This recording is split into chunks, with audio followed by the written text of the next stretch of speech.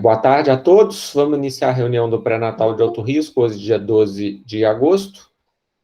Hoje vai ser caso clínico.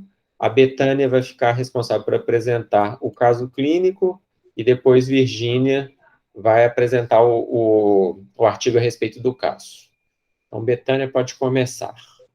Vamos lá, uma boa tarde a todos, né? Meu nome é Betânia, eu sou residente do 2º ano de ginecologia e obstetrícia aqui do HC. E nós trouxemos como tema para essa aula hoje do PNAR a síndrome de Wernicke-Korsakoff.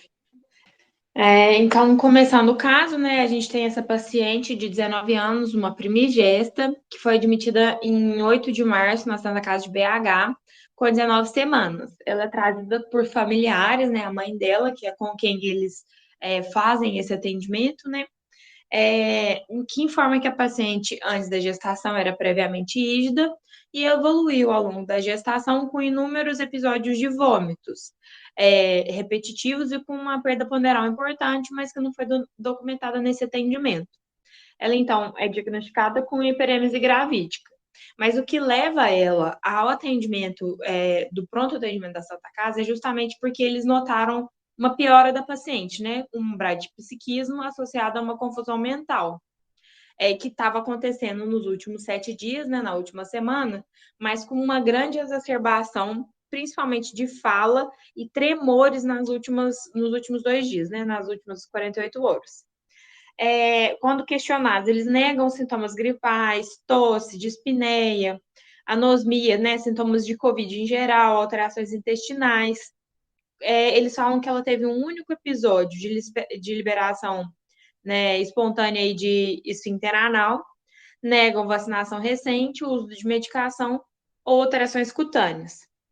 E, além disso, eles falam que todos aqueles vômitos que ela apresentava no início da gestação, eles retornaram, né, muito semelhante ao que ela já tinha. Então, eles colocam aí no atendimento da Santa Casa como principal hipótese a encefalite, né? Sendo essa encefalopatia muito provavelmente secundária à hiperemese gravídica, né? Sendo uma encefalopatia de Wernicke.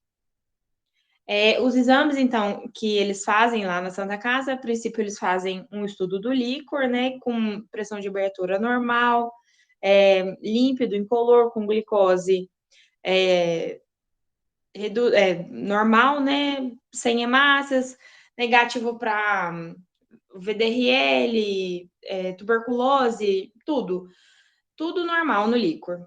Os exames a revisão laboratorial, né? Simples, assim, também normal, nada que se destaque, como a gente pode ver, urocultura negativa, um PCR elevado, mas também nada significativo.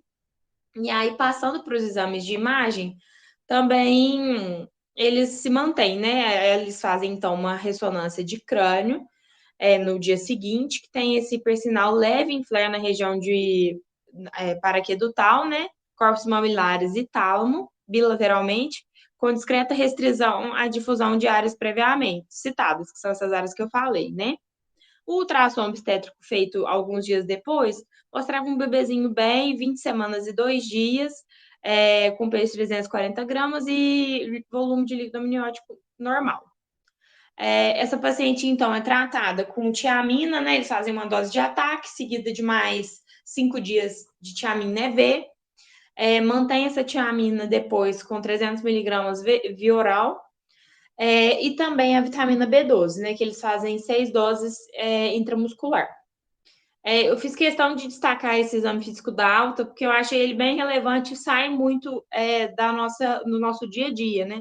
É um exame extremamente elaborado que a gente muitas vezes não faz com tanta cautela e nem tem muito expertise para isso, né? Então, a paciente estava estável, hemodinamicamente falando, saturando bem, sem nenhuma alteração respiratória.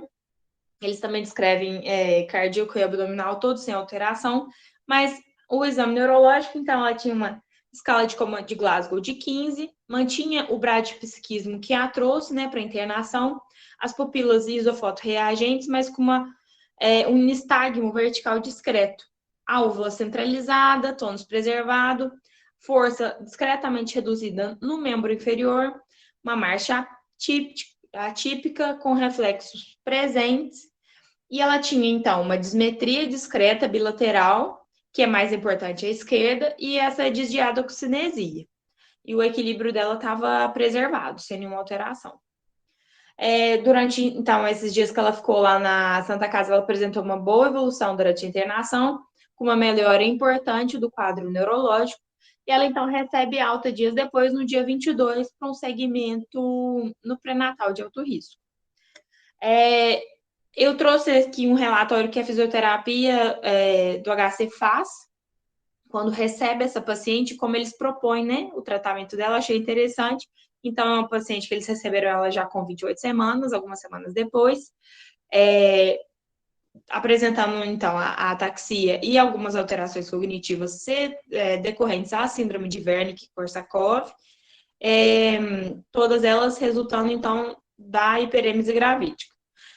Que apresenta, então, essa alteração do equilíbrio e marcha e precisa de ajuda para a deambulação, e também é uma paciente semi-dependente para a realização das atividades básicas diárias, né? Para a gente entender, então, a dimensão que esse quadro atinge na vida dele. Então, eles têm como proposta a realização das 2 sessões semanais, e que a gente que viu ela mais tardiamente, né, no pré-natal, vê como que isso foi efetivo. Essa paciente evolui bem e chega bem para nós na maternidade, mais tardiamente. Os exames de pré-natal dela é grupo sanguíneo A positivo, sem nenhuma alteração. Ela teve um único episódio de infecção de urina no início da gestação, foi tratada com controle de cura, não apresentou diabetes gestacional, todas as sorologias negativas durante toda a gestação. E estrepto também negativo. Os ultrassons também todos sem nenhuma alteração. O feto, né, mantendo bom peso durante todos os estudos, né, o morfológico sem alterações. E o último ultrassom que a gente tem, que é o que precede o parto, no dia 22 de julho, com uma biometria de 37 semanas e 2 dias, um peso no percentil 17, com líquido amniótico normal e um bebezinho que já estava cefálico. E ela é admitida por coincidência, eu estava nesse plantão da maternidade do dia 30, a paciente chega, então, de cadeira de rodas, trazida pela mãe, com 38 semanas e 3 dias, admitida, então, em períodos possíveis, dilatação completa, encaminhada ao PPP, e tem, então, um parto vaginal, sem nenhuma... não foi necessário, né? Não foi feita analgesia, foi um parto extremamente rápido, da admissão ao parto, no dia 30/7. Ela fazia uso de tiamina e vitaminas do complexo B. O bebê nasceu, né, vivo, cefálico, era sexo feminino, com bom Apgar. Ela teve uma laceração de 2º grau, com uma exposição do esfíncter, mas sem acometimento desse. E também uma laceração de 1º grau em parauretrais bilateralmente. Foi realizada sutura sob anestesia local, sem nenhuma intercorrência, e o toque retal sem nenhuma alteração. Essa paciente tem ainda um pouco de dificuldade de deambulação, o nistagmo se mantém, ela mantém o bradipsiquismo, mas ela consegue conversar. A gente conseguiu fazer a anamnese com ela, uma paciente que se tornou um pouco mais funcional no que diz respeito à sociedade como um todo, né? E é isso. Ok, obrigado, Betânia. Então, Virgínia, pode começar a sua apresentação e a gente deixa a discussão para depois. Combinado.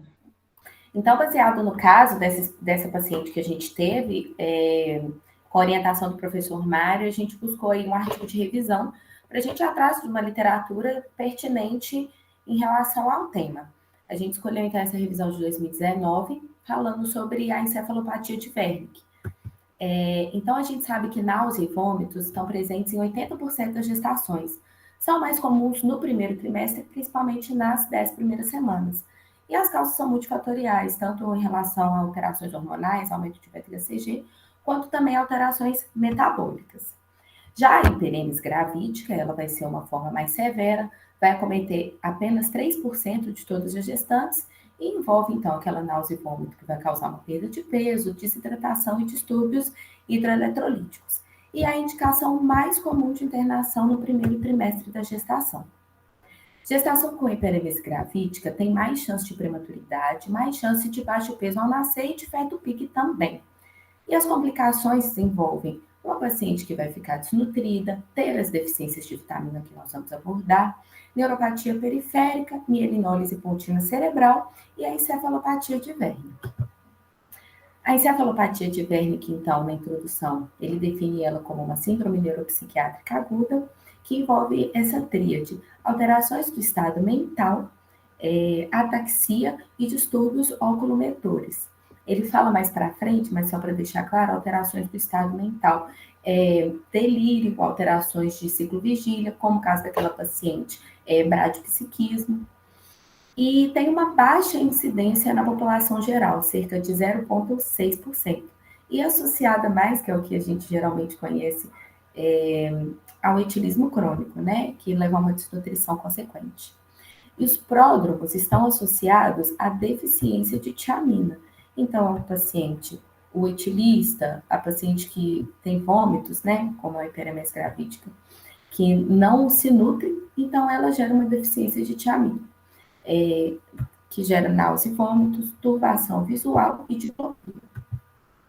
No estudo, então, nessa revisão, eles incluíram relatos e série de casos relacionados ao tema.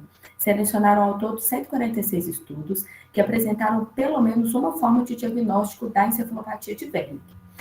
Os critérios de Kahneman, então, a gente coloca como sendo a tríade de Wernicke, como eu falei anteriormente, ataxia, alteração oculomotora e alteração de estado mental. Autópsia, evidenciando alguma lesão característica da encefalopatia de Wernicke, classicamente alterações a nível de tálamo, e resposta clínica à tiamina, ou seja, entrou no caso pacientes que muitas vezes melhoraram com tiamina e aí eles colocaram como sendo possível diagnóstico. Todos os estudos, eles tinham então sinais e sintomas de hiperemese gravídica, ou seja, o paciente tinha que ter gravidez, náusea, vômitos severos acima de 3 episódios ao dia. E a presença no primeiro, ou pelo menos no segundo trimestre da gestação, eles incluíram também. E aí, no estudo, eles avaliaram o desfecho com base na idade da paciente, na idade gestacional, quando teve o diagnóstico da encefalopatia, a duração da hiperêmese quando diagnosticada a encefalopatia, perda de peso, desfechos perinatais, perda gestacional, alteração de métodos de imagem, né, de ressonância principalmente, tratamento e segmento dessas pacientes. E eles também avaliaram como se deu o tratamento dessa encefalopatia, colocando sendo como tratamento-alvo 500 mg de tiamina EV de 8 em 8 horas até a resolução dos sintomas agudos. Aqui é interessante, eles colocam essa imagem durante o artigo, que são todos os artigos de revisão que apresentaram esses critérios de seleção para entrar na revisão, evidenciando que cada vez mais a gente tem encontrado artigos falando sobre o tema e que é uma discussão que é recente. Como os resultados, então, eles selecionaram 177 casos, haviam mais casos em alguns dos artigos. E aí a característica dessas pacientes que apresentaram encefalopatia de Wernicke. A idade média foi de 26,9 anos. Foram vômitos excessivos, precederam geralmente em 7 semanas a encefalopatia, sendo que acima de 50% dessas pacientes já apresentaram com 6 semanas ou menos de hiperemese. Sinaliza que esses vômitos excessivos que levam à hiperemese, eles podem gerar mais rápido a encefalopatia de Wernicke do que outra etiologia, como, por exemplo, o etilismo. Esse daqui é uma imagem que também mostra no artigo de revisão, esse daqui é o pico da hiperêmese, e esse daqui, em quanto tempo cada paciente dos casos selecionados apresentaram o diagnóstico de encefalopatia. Então, como eu disse anteriormente, é uma média de 7 semanas, mas que em 50% dos casos apresentaram com 6 semanas ou menos de evolução, uma evolução rápida. E aí a encefalopatia de Wernicke, como que ficou sendo caracterizada nessas pacientes? Então, perda de apetite, náusea e vômito estava presente em todas as pacientes que tinham hiperêmese. 33% apresentaram diplopia, como pródromo da encefalopatia, e 24,3% apresentaram turvação visual. Em relação à tríade mesmo, o sintoma que foi mais prevalente foram as alterações oculomotoras, 86,4% dos casos, sendo que 76,8% das pacientes tiveram nistagmo, como essa nossa paciente. 34,5% apresentaram oftalmoplegia. Alteração do estado mental, 83,6%. Delírio, confusão mental, alteração de alerta e de cognição. E 83,1% das pacientes apresentaram ataxia, que são desde anormalidades ao deambular até incapacidade total de andar ou se mover. A tríade foi totalmente presente em 62,1% dos casos, ou seja, a maioria dos pacientes apresentaram as 3 alterações, como foi o caso também dessa paciente em questão. Características dos pacientes e dos pródromos. Então, as alterações de estado mental foram vistas em pacientes mais velhas, e as que não tinham alteração de estado mental têm uma média de idade inferior em relação às que tiveram. E as que tiveram alteração do estado mental, elas tiveram esse período de náusea e vômito mais curto até estabelecer também a encefalopatia, ou seja, foram pacientes mais velhos e foram pacientes que tiveram náusea e vômitos por um curto período. Nenhuma outra das características dos sintomas da encefalopatia foram diferentes de acordo com as pacientes. É um estudo que, no fim das contas, ele recomenda a realização de exames de imagem. Em sua maioria, os exames de imagem eles foram feitos à ressonância nuclear magnética. Tem uma sensibilidade de 53% nos casos do Wernicke por etilismo crônico. Ele não coloca qualquer sensibilidade em relação à nossa etiologia. E aí, 68,9% dessas pacientes foram submetidas a exame de imagem, colocando assim, a ressonância. E 91% tinha alteração do exame, como teve na nossa paciente, que foram alterações na topografia do tálamo. 16% das pacientes foram submetidas a TC, e aí fala que 30% dessas submetidas tiveram alterações importantes em exame, mas ele não descreve quais alterações. A prevenção, então. Em relação a isso, não houve descrição de profilaxia com tiamina na hiperêmese em nenhum dos estudos que foram descritos. E aí a minoria, na verdade, fala que foram ações que foram tomadas, tipo hipotiamina, antes do estabelecimento da encefalopatia de Wernicke. E 14,12% dos casos descreve como tendo sido realizada suplementação de glicose sem tiamina, o que provoca a encefalopatia de Wernicke, porque você aumenta mais rápido o consumo daquela tiamina que ainda está residual. E em um caso descrito nessa revisão, houve essa reposição, houve a indução de morte materna. O tratamento da encefalopatia de Wernicke, então, apenas 110 estudos dos 177 descreveram em detalhes como que foi o tratamento para essa encefalopatia de Wernicke. 63,6% receberam doses subterapêuticas, ou seja, menos do que aquelas que foram preconizadas, 500 miligramas de 8 em 8 horas. A mediana das doses no subterapêutico foi de 163 miligramas versus, a gente vê aí, 1 grama e 92 no tratamento que foi considerado como sendo otimizado. E, em sua maioria, as pacientes que desenvolveram Korsakoff receberam doses menores de tiamina do que as que não desenvolveram Korsakoff, que, no fim das contas, é aquela lesão crônica que a paciente vai apresentar nessa síndrome do Wernicke-Korsakoff, que vai ser confabulação, amnésia retrógrada, pode manter com alteração oculomotora também.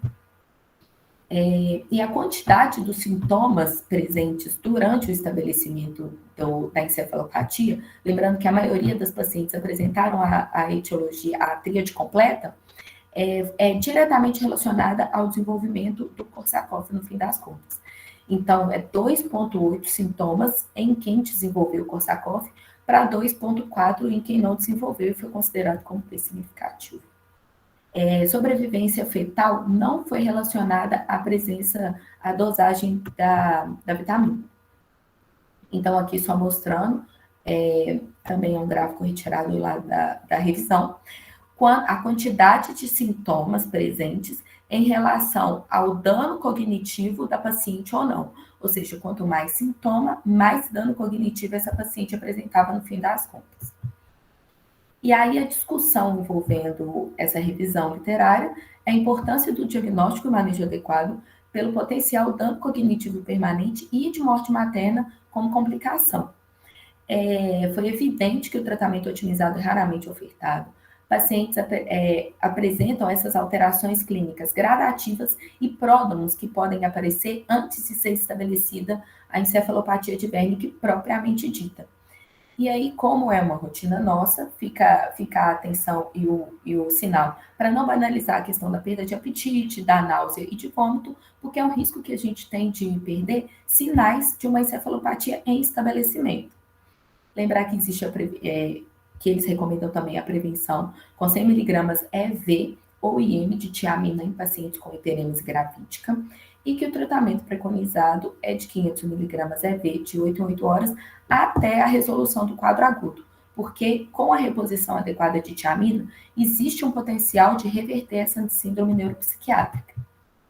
Caso não haja tratamento adequado, 20% da população geral, e aí a gente vai considerar que a maior etiologia, na verdade, é do etilismo crônico, mas 20% da população em geral não sobrevive, e 68% das pessoas também têm alterações cognitivas severas. E aí, como não receberam, né, ele também deixa essa conclusão, doses adequadas de tiamina, grande parte das pacientes desenvolveram a tríade completa, como anteriormente dito.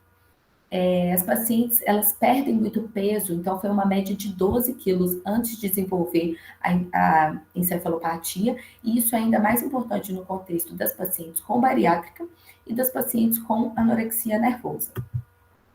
O papel da tiamina, então, fica claro que ela é importante no ciclo de Krebs e no metabolismo de carboidrato, por isso que ofertar a glicose potencializa ainda mais o consumo dessa tiamina que já está em déficit.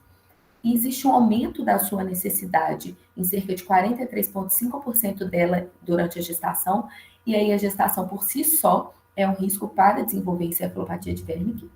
E em caso de vômitos iniciados após 10 semanas ou por tempo prolongado, a gente tem que pensar na causa desse vômito como sendo a deficiência de tiamina, a causa mais provável. Idade jovem, como dito, foi um fator protetor contra formas que provocam alteração de estado mental. E aí a importância maior das alterações oftalmológicas nessas pacientes mais jovens e alteração da oculomotricidade. 50% das pacientes acabaram evoluindo com decesso ou abortamento, e as investigações sugeriram o encontro de alteração talâmica também nos fetos mortos, semelhante à das mães que desenvolveram encefalopatia de Wernicke. Então, a conclusão é que a encefalopatia de Wernicke é uma condição rara, passível de prevenção, consequência da hiperemese gravídica no nosso contexto obstétrico.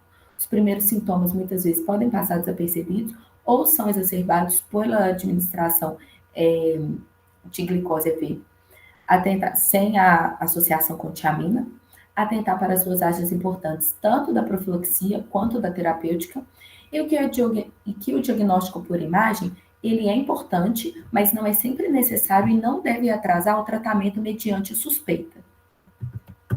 E é isso. Muito obrigada. Obrigado, Virgínia. Pode parar de compartilhar sua tela. Okay. Então, a gente trouxe esse caso para lembrar aí um pouco a respeito da encefalopatia de Wernicke, que sempre pode acontecer nas nossas pacientes com hiperemese, né, os casos mais graves que necessitam de internação, e, como a gente viu, é passível de prevenção, né?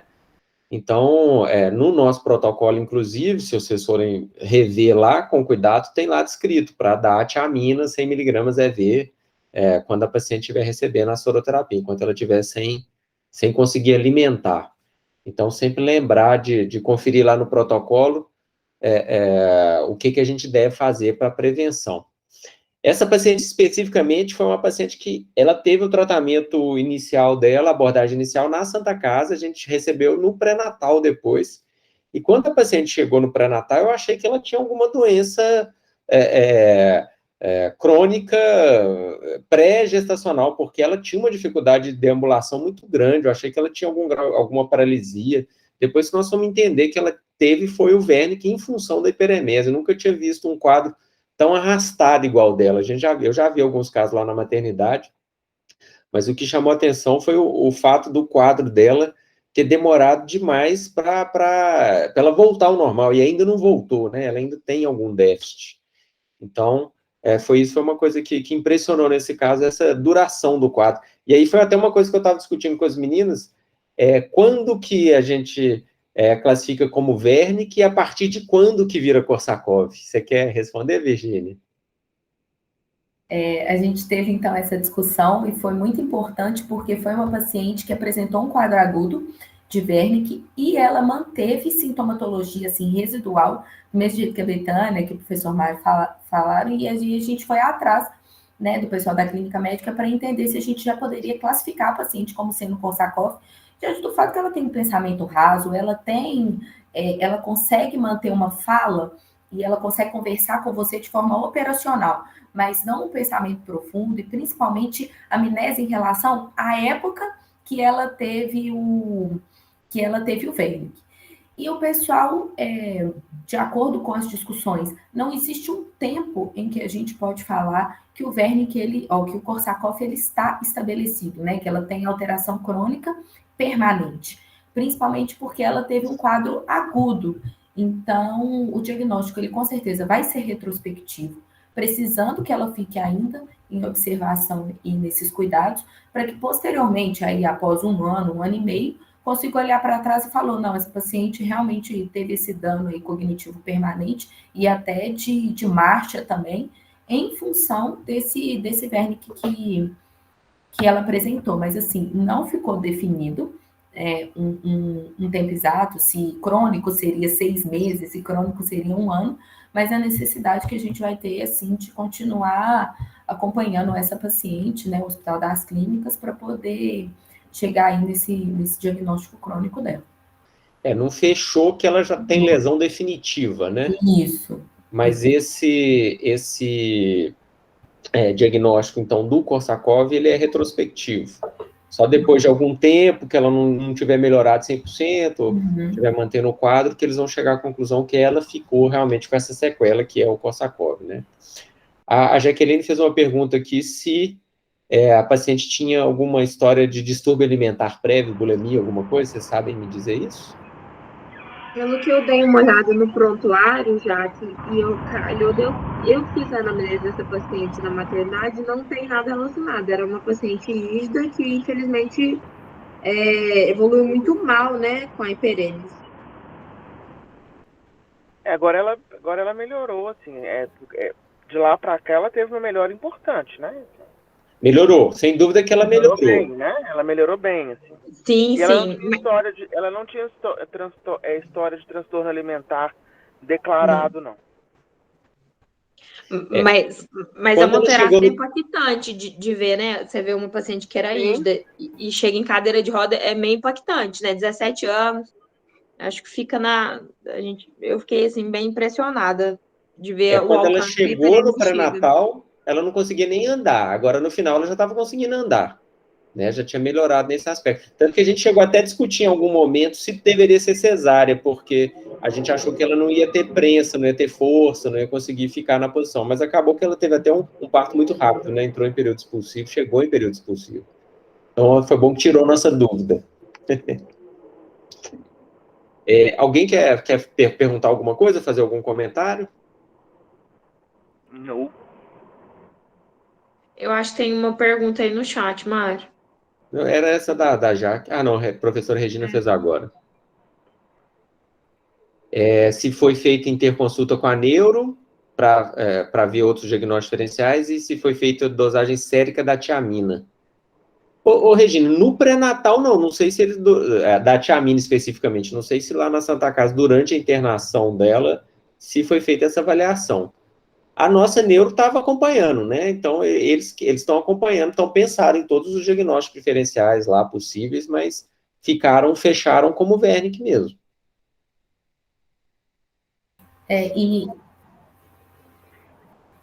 No relatório da casa, coloca que fez. Não, pois no da Santa Casa foi feita a dosagem? Não estou lembrando disso. Na apresentação, não. Sim. Não, na Tá apresentação escrito, não. pelo que eu me lembro. Eu vou Você lembra, conferir aqui, Betânia? mas eu tenho quase certeza que não tem dosagem Mas de tiamina, só um minuto. Mas Não tem, não.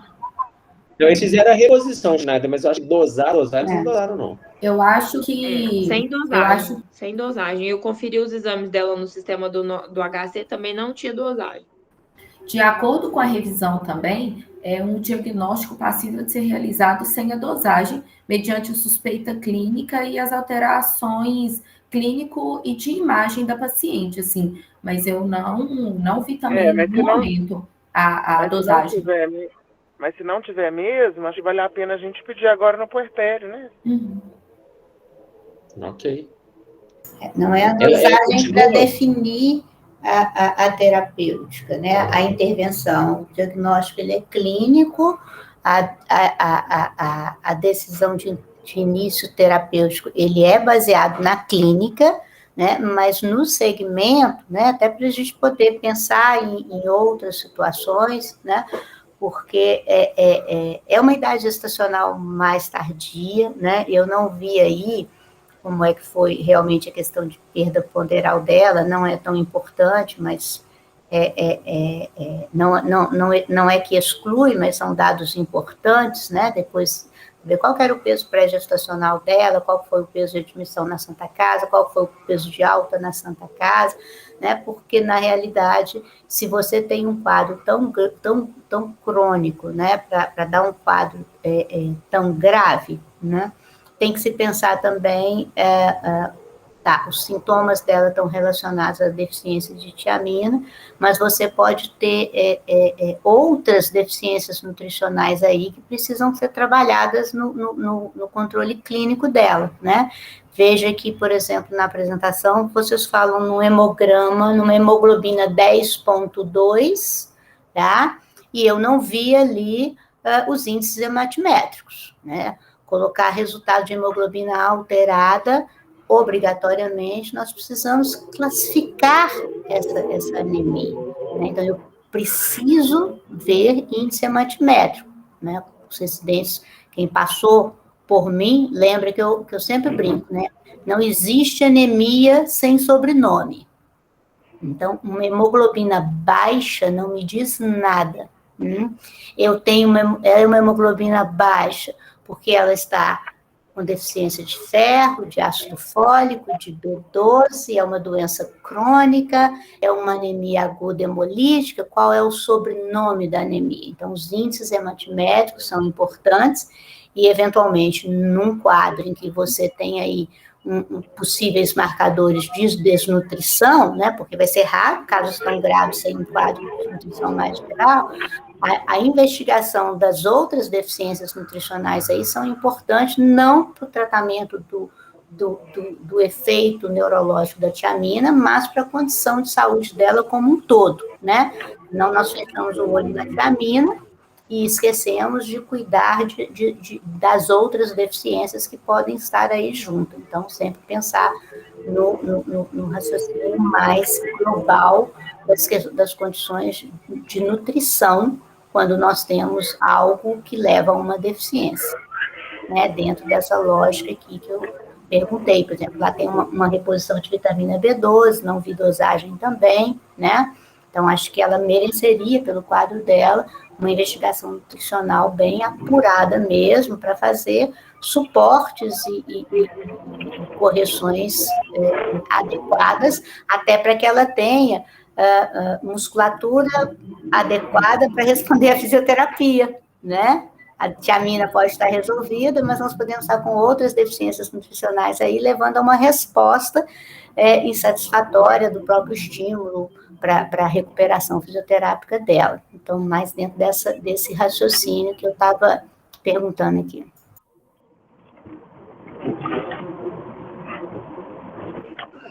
Professora, a B12 a gente tem do nosso serviço já, agora de julho, ela é 275.